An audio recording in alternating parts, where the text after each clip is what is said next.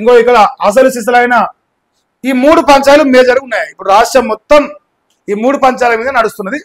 మరి ఎటు పోతుందో చూద్దాం. జూబ్లీస్ లో ఒక్కటే వారట, కాంగ్రెస్ బీజేపీ ఒక్కటయ్యాలంటున్న బీఆర్ఎస్ అట.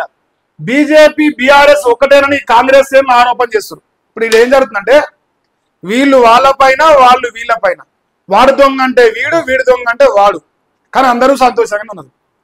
ఎవరికా పిచ్చోలు అవుతుంటే జూబ్లీస్ ప్రజలు పిచ్చోలు అవుతారు.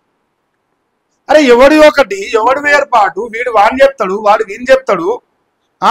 ఎంఐఎం కూడా అభ్యర్థినే పెట్టాడు. వాళ్ళ వేల ఓట్లు ముస్లింలు ఉంటే వాడు పట్టించుకోడు. మరి ఈ రాష్ట్రంలో అసలు ఏం జరుగుతుంది? జూబ్లీస్ లో రాబోయే రిజల్ట్ తోని రాష్ట్ర భవిష్యత్తు ఉన్నది.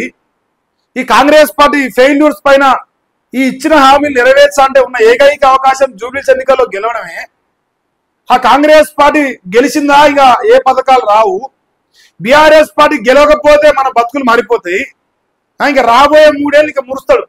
అరే గంత పెద్ద ఎలక్షన్, గంత వ్యతిరేకతలను గెలిచి బయటపడ్డా వీలేంది నన్ను వీకిదనే ఒక అహంకారాలు ఉంటాడు. మరి ఇన్ని రకాలుగా రాష్ట్రీయ పరిస్థితులు ఉంటే ఈ దొంగ ఓట్ల 35,000 దొంగ ఓట్ల పంచాయతీ చేరుస్తారు ఎలక్షన్ కమిషన్. వీళ్ళేమో అసలు బీజేపీ వారు ప్రతిసారి ఇక్కడ పావైతాడు.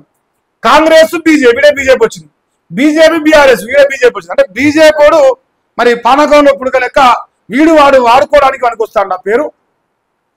మరి ఎక్కడా కూడా మరి వీళ్ళు మాట్లాడతలేరు. మరి బీఆర్ఎస్ కాంగ్రెస్ ఒకటే బీజేపీ కూడా చెప్తే అయిపోతుంది, మీ స్టేట్మెంట్ అయిపోతుందిగా.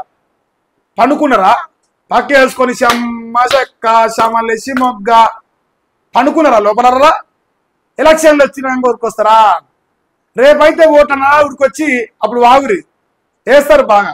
జూబ్లీస్ గెలుపు మనదే. ఎట్లా సప్పట్లు కొడుతున్నా, సప్పట్లు కొడుతూ గెలుస్తాం.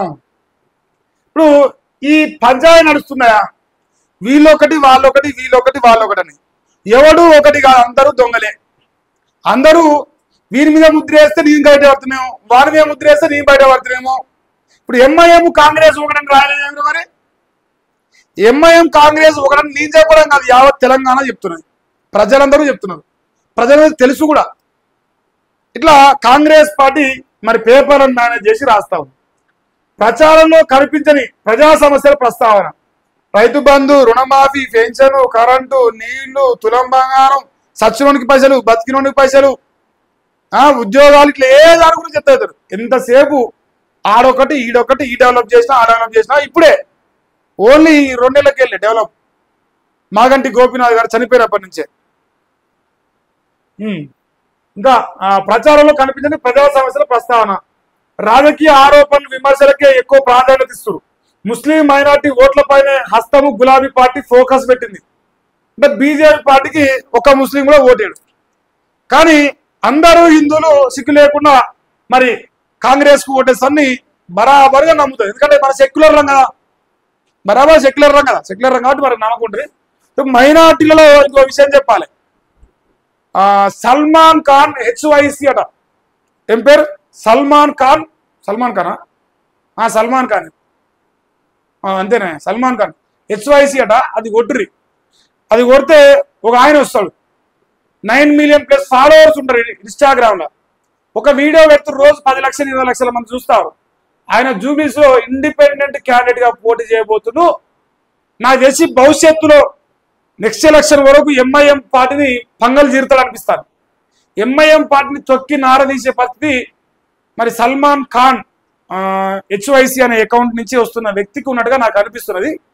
ఎందుకంటే ఆయన మరి ముస్లిం సమాజంలో అంత చైతన్యం తెచ్చిండు, అంత ఫాలోవర్షిప్ సంపాదించిండు. ఆయన వీడియోస్ కోసం లక్షలు ఎదురు చూస్తారు రోజుకి. ఆయన మరి ఇండిపెండెంట్ గా నామినేషన్ వేసిండు. ఎంఐఎం ని ఊచకోత కోస్తా ఉంటే ఇప్పుడు జూబ్లీస్ లా ఎందుకు పోటీ చేయలేదు అంటాడు. ఇక్కడ ముస్లింల ఓట్లు చీలే అవకాశం ఉంది. ఓ 20-30 వేల ఓట్లు ఆయనకు పడతాయి అంటారు.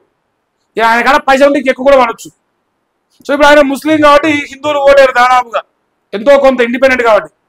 ఏకపోవడంతో ఆయన గెలవడానికి అవకాశం లేకపోయినా మేజర్ గా ఓడితోని గెలిపిస్తారు, గెలుస్తూనే ఓడగొడతారు. ఆ ప్రయత్నం అయితే చాలా సక్సెస్ఫుల్ గా చేస్తట్టుగా కనిపిస్తున్నది నాకు మైనార్టీ ఓట్ల విషయంలో.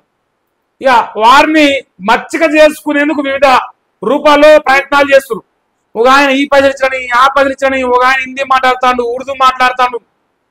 మరి అసదుద్దీన్ ఓవైసీ అక్బరుద్దీన్ ఓవైసీ హిందువులో ఓటాడతాం, హిందీ తెలుగు మాట్లాడేటప్పుడు వాళ్ళు ఓటు వేస్తే లేకపోతేరా మన ఓట్లు మనకు చదవకుంటారు. మనం అట కాదు, మనం వాళ్ళ ఓట్లు కావాలంటే మరి ఉర్దూ మాట్లాడాలి, హిందీ మాట్లాడాలి, ఇక లంగా కథలన్నీ పడాలి, ఓట్లు కావాలి అంతే. Final target vote. ఊపు అందుకోవడం ప్రచారం అంట. ఇప్పుడు ఇక్కడ బీజేపీ, బీఆర్ఎస్, కాంగ్రెస్, జూబ్లీస్ ఇంకోటి బొమ్మ వేసిన జూబ్లీస్ కాన్స్టిట్యున్సీ రాష్ట్ర వ్యాప్తంగా ప్రజలు ఒకటే కోరుకుంటారు.